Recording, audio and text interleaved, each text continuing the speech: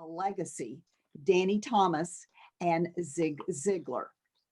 These two men impacted my life in so many ways that I put together this presentation about 3 years ago.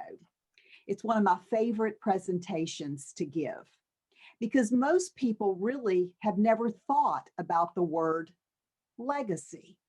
Have you thought about your legacy? Open up your chat. If you have, put a Y for yes. And if you hadn't, that's okay too. You can put an N for no. I did not really think about my legacy until I became a Ziglar Legacy certified speaker and trainer. And it was one of the requirements before we got our certification to think about legacy. What was our legacy? What did we want our legacy to be? So what is legacy? The Webster Dictionary defines it as something handed down from our ancestors. But at Ziglar, we go much deeper than that when we talk about legacy. Legacy is when we transfer those good habits that build character, integrity, faith, and wisdom that ripple through all eternity. Now, I love that word, ripple through all eternity. I'm going to start with Danny Thomas because, as Sandy said, I was actually born into the St. Jude family. Well, now, how did that come about? Well, most people know who Danny Thomas is. He was a famous actor and comedian, but he himself said his greatest accomplishment was the day that he opened the doors at St. Jude Children's Research Hospital in Memphis, Tennessee. And this is a picture of Danny Thomas on that day in 1962. But what most people don't realize is Danny Thomas was a struggling entertainer in the 40s. He made a promise to St. Jude Thaddeus, patron saint of hopeless causes. And this is what he asked. He said, St. Jude, help me find my way in life and I will build you a shrine. He didn't ask to be rich and famous. He just asked for direction in his way in life. And this was in the 40s.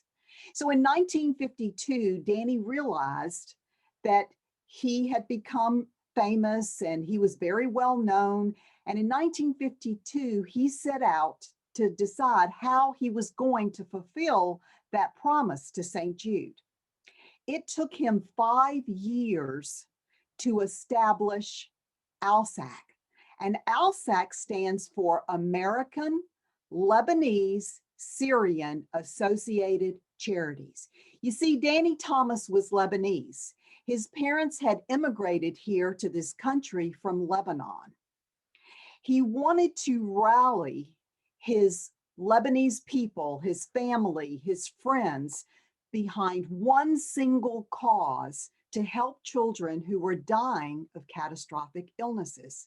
So from 1952 to 1957, Danny Thomas toured the country, going from city to city, talking to the Lebanese communities, asking for their help, their support in establishing ALSAC, which would become the fundraising arm to the hospital. It would be another 5 years before the hospital actually opened. So if you look at that, that's a 10-year span. Sometimes I think especially young people look at things and they think things just happen overnight, but we know that they don't.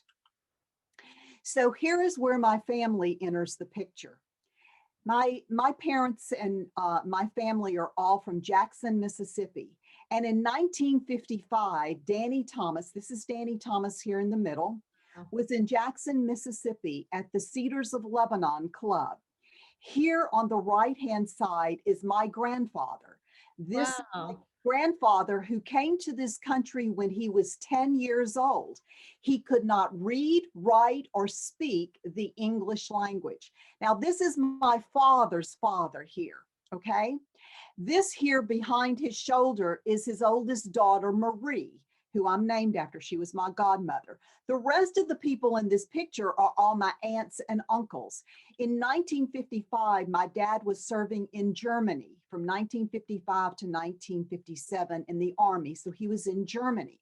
So what's really interesting is when my grandmother passed away, we found these wonderful pictures. It was 1955, those 5-year period when Danny Thomas was touring the country, asking the Lebanese people and the Lebanese heritage to get behind him for this single cause. Now, we all enjoy, when I originally did this presentation, we didn't have this picture in, but it's funny.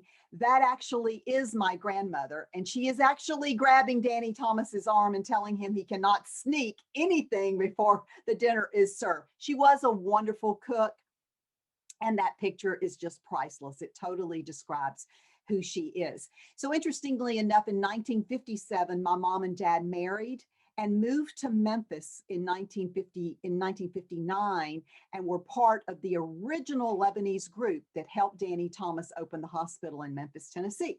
So there you have it. I was actually born into the St. Jude family. This is a picture. My mom and dad were there that day in 1962 when Danny Thomas unveiled his gift to the hospital, which was a statue of St. Jude Thaddeus. Now, what's really interesting, when I became a Ziglar Legacy certified speaker and trainer, and they asked about our own legacy, I thought to myself, I've never thought about it. And quite frankly, I think I'm too young to think about it. Well, guess what? You're never too young to think about your legacy. But what was very interesting was the one question that they asked us. They said, what is your why? And I remember thinking to myself, what's my why? But it dawned on me. For many, many years, I have been giving tours at the hospital. And I always say that that day in 1962, when Danny Thomas unveiled that statue, this is what he said. He said, if I die tomorrow, I will know why, there's that why, God placed me here on earth. So I challenge you today, do you know your why? Because if you know your why, you will be able to figure out your how, okay? So let's get back to the comparisons, Danny Thomas and Zig Ziglar. I always like to pause here and thank Julie Ziglar Norman. Zig Ziglar's youngest daughter, Julie, traveled with him and was even the editor of many of his books. And after I became a certified speaker and trainer for the Ziglars, and I read Ziglar's biography, I called her and I said, there are so many comparisons. I felt like I was reading Danny Thomas's biography all over. And she said, well, what do you mean? So I built a spreadsheet and did all these comparisons. And together, she and I picked the top 7 that we want to share today. So again, I always like to say thank you to Julie. So let's get started. Number 1, the early years.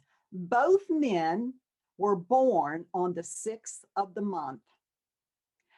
November 6th for Zig Ziglar, 1926, and Danny Thomas, January 6th, 1912. Both men came from very, very poor families. Mr. Ziglar was number 10 of 12 children. He lost his father at age 5, and he lost a baby sister when she was only 2 years old. Danny Thomas came from a very, very poor family. Danny Thomas was number 5 of 12 children. In his autobiography, you'll see that it says number 5 of 10 children, but 2 children were lost at birth.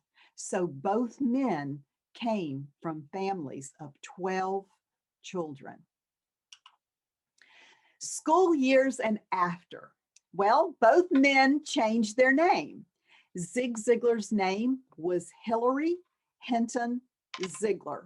He never liked the name Hilary, and the kids at school nicknamed him Zig. So it stuck, and he became Zig Ziglar. Danny Thomas's real name was Amos Jacobs, but Danny Thomas was a struggling entertainer, and his family tried to discourage him from going into the entertainment world. And he insisted all he wanted to do was entertain and make people laugh. He never wanted to disappoint his family or his parents. He never wanted them to see his name on a billboard or marquee. So he took the name Danny from his younger brother and Thomas from his older brother. Later in life, he would legally change his name to Danny Thomas. Neither man finished school. Danny Thomas had a joke in his monologue that he only went to the 9th grade for 9 days and he quit high school. Zig Ziglar finished high school, but did not finish college.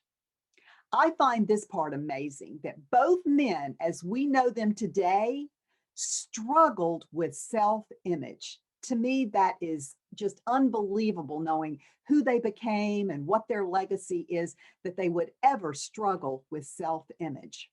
Both men loved telling stories and they loved being with people.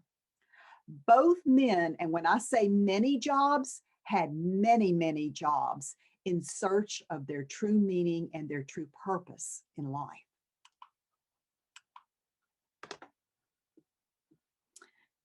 Okie dokie. I think we're stuck again, Sandy. I'm not sure. I cannot advance to the next slide, but let me see what we can do here. Give us a moment. This keeps everything real. Keeping everything real, and there's always technology. Let me switch over here and see. Anyone have any comments on what is most profound to them or surprising to them? I think it's their names. Okay, let's do this again and see what we've got here. Now let's see if we can advance. Okay, I'm going to pause it one more time and just see what we got here. Let's pause and unpause. You just have to try a lot of things. There we go. There we go. Yay. Technology, you gotta love it.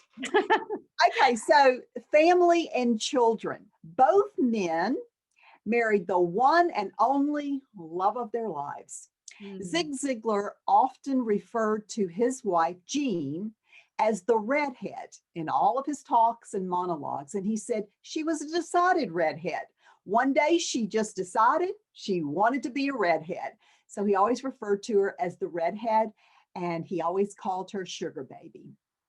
Danny Thomas married Rose Marie, whom he called his beloved, and often called her honey because he said she was so sweet. When Danny Thomas had his first child, Marlo Thomas, he did not have the $50 to get his baby and wife out of the hospital. He had to borrow the $50 from his uncle. So I think that's really interesting that both of these men could not get their first child out of the hospital. Mr. Ziglar could not afford the $64 to get his daughter Suzanne out of the hospital, and he tells the story he had to sell 3 sets of cookware. He was selling cookware at the time. Both men loved children. Zig Ziglar had 4 children and Danny Thomas had 3 children. I'll tell you a little bit more about their children later on in the presentation. Faith and beliefs. Both men were Christian men that shared their faith. Zig Ziglar always said his mother told him that we have a colorblind God, that God does not see color. Zig Ziglar truly lifted others up through his motivational speeches and talks for over 40 years. Danny Thomas, when he came to Memphis, Tennessee in the 50s, you have to remember that this was the time of segregation in the South. Danny Thomas read in the newspaper a story about an African-American boy, 9 years old. He was riding his bike and he was struck by a car. His family took him to the local hospital and he was not admitted to the hospital because of the color of his skin. This was a very sad situation, and Danny Thomas, till the day he died, carried that newspaper article in his pocket, in his wallet. Originally, Danny Thomas wanted the hospital to be a hospital for the minority, but it was the Catholic nuns that convinced him for a need for research. A lot of times when people think about St. Jude Children's Research Hospital, they don't really emphasize the research side of it, because truly everything at St. Jude comes through that research department, and there was a great need for research back then. So Danny Thomas also said when he opened the hospital that the local hotels and the restaurants who would only admit white people, that they would have to open up their doors to all, to every race, creed. So both men were very instrumental in not seeing color and opening up the Memphis community to serve all people. Both men had a dream. Mr. Ziglar wanted to be a speaker and a trainer, and he opened the Ziglar Corporation in 1977 in Dallas, Texas. The headquarters now is right outside of Dallas in Plano, Texas. Danny Thomas had a dream. He wanted to build a hospital for children that were suffering from catastrophic illnesses. As I said a little bit earlier, ALSAC was established in 1957, but it would be 5 more years till 1962 when he opened the doors of the hospital. Both men had a great sense of humor. They loved people, they loved entertaining people, and they were both very motivating and inspiring. We can see that today in the legacies that they've left. If you were to go to the Ziglar headquarters, when you walk in the front door, this is what you would see. This green here in the lower part of this picture is a big Z. It's a marble Z that sits on the floor in the headquarters. But what's most interesting and notable in Ziglar headquarters is the wall of gratitude. When Ziglar opened the Ziglar Corporation in 1977, he said gratitude was the healthiest of all human emotions. And he always wanted to be grateful to the people that mentored him, coached him, supported him. And so he established the wall of gratitude. And he built upon it over the years, and it still stands this way today. On this wall of gratitude is his wife, is his daughter, Suzanne, who he lost in adulthood. And also one notable, and I'll point it out to you, is this picture right here. And this picture is of Mary Kay Ash, founder of Mary Kay Cosmetics. She was one of the first people that gave Mr. Ziglar his break. And as she began to build her company and her corporation, she would send Ziglar out to this community and that community to talk to the people that were representing her. So I think it's so fascinating that one life touches another life and touches another life through our legacy. The Ziglar mission statement is this: to be the difference maker in the personal, family, and business lives of enough people to make a positive difference in America. We are constantly challenged to be the difference maker in our community. Now, long before COVID, I was on Zoom 5 years ago when I came on board with the Ziglars. Every Monday morning, Ziglar always said that the first meeting of the week should be a devotional. And so at 7 a.m. to this day, Mr. Ziglar's been gone since 2013. We still hold a Ziglar Monday morning devotional at 7 a.m. And anybody can jump on via Zoom. And we have 30 minutes of talking and networking, and then 30 minutes listening to an inspirational, one of the people from the Ziglar community. So I still love that. He's still making a difference in the world. Now, St. Jude Children's Research Hospital is located in Memphis, Tennessee. This is the main building of the hospital. And if you'll note this red awning right here, underneath this awning is the 9-foot marble statue that was the gift from Danny Thomas to the hospital when he opened those doors in 1962. Down here at the bottom of the statue, it does say 1960. It was anticipated that the hospital would open in 1960, but in fact, it didn't open until 1962. So sometimes even the best laid plans, God has other ideas, and we have to take a detour or a different street or a different avenue. In 2012, at the 50th anniversary, Danny Thomas, his 3 children, gave this bronze statue of Danny Thomas and the children there at the hospital. So the mission statement at St. Jude is that no child should die in the dawn of life.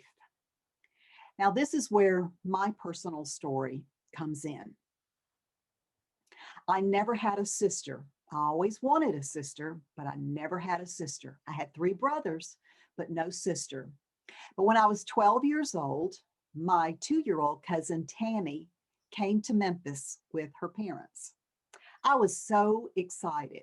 She would come for a visit every other month, every 2 to 3 months, and I didn't know it at the time, but she was a patient at St. Jude.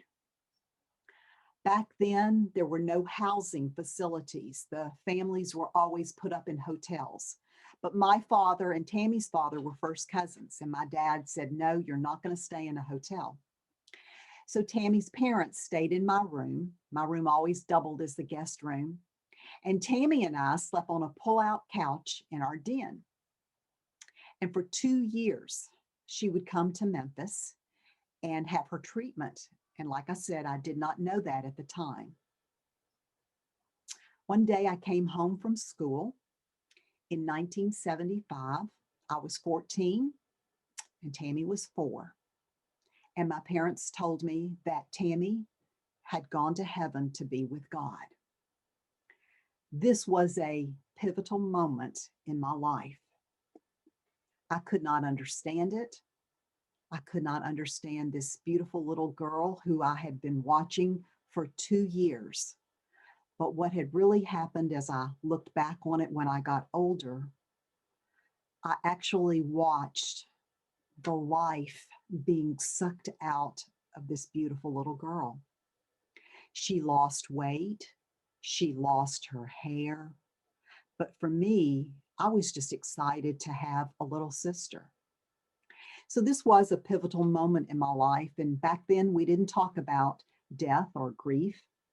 It stayed with me through high school and through college. In 1984, I finished college.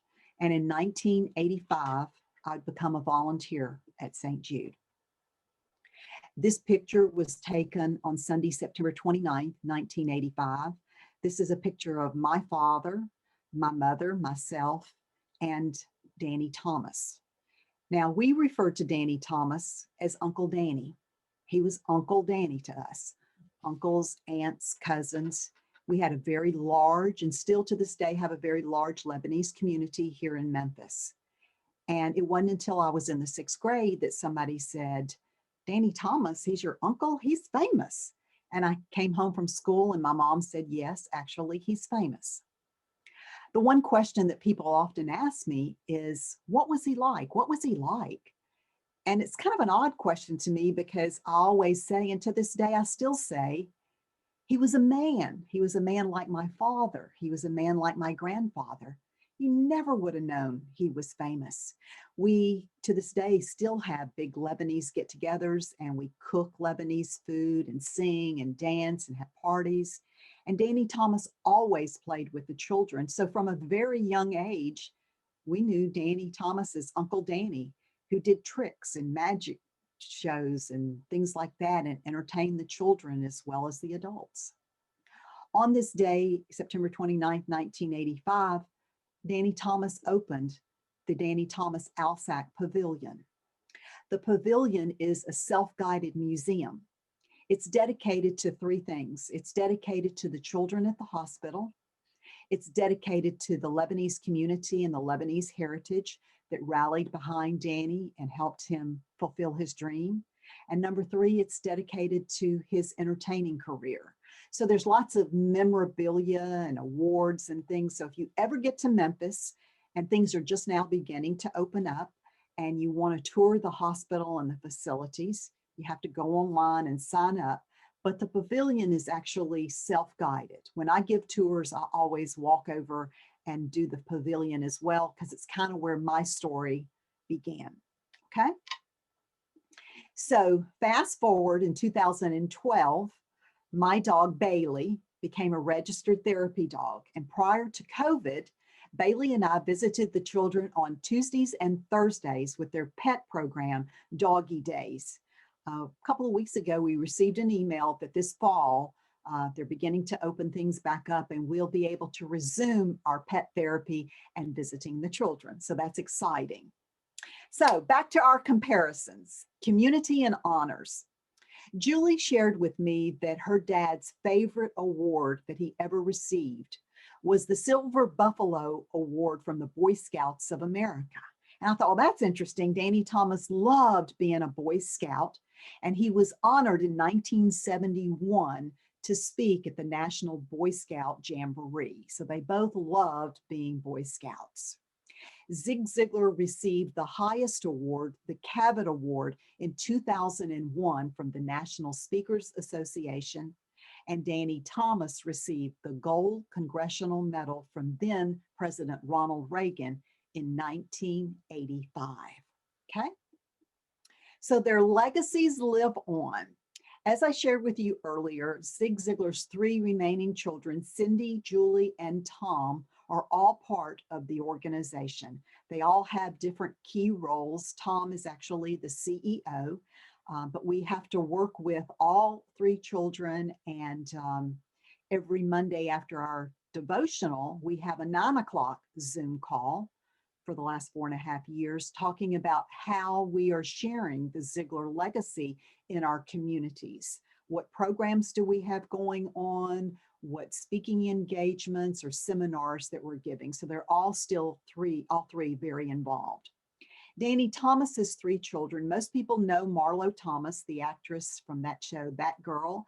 She is Alsac St. Jude's National Outreach Director, and you might be familiar with her program, the Thanks and Giving program, every November and December. Give thanks for the children, the healthy children in your life, and give back to those children who are not as healthy. His second daughter, Terry Thomas, not as well known, but she's very active. In 1985, Terry, along with Randy Owen and the country western singers out of Nashville, established Country Cares. And so across the country, every year, there are country music radio stations that do radiothons for St. Jude, and Terry heads that up. And his youngest child is Tony Thomas, and Tony is a producer in Hollywood. If you've ever seen the show The Golden Girls, Tony Thomas was a producer on that show. So I have truly been impacted by both of these men's lives, especially over the last 5 years and the last 30 years with St. Jude. And it's my honor, it's my privilege to give tours at St. Jude and share Danny Thomas's legacy, and now for the last 5 years to share the legacy of Zig Ziglar through the training programs and speaking engagements. And again, I thank y'all. It's a privilege to be here with you today. So Zig Ziglar to this day is known as the father of motivation. My all-time favorite quote, I have many, but my favorite Ziglar quote is, "You were designed for accomplishment, engineered for success, and endowed with the seeds of greatness." Danny Thomas, our founder of St. Jude in Alsac, my favorite quote by Danny Thomas is, "Success in life has nothing to do with what you gain in life or accomplish for yourself. It's what you do for others." So now we come full circle, and I ask you again, what is your legacy?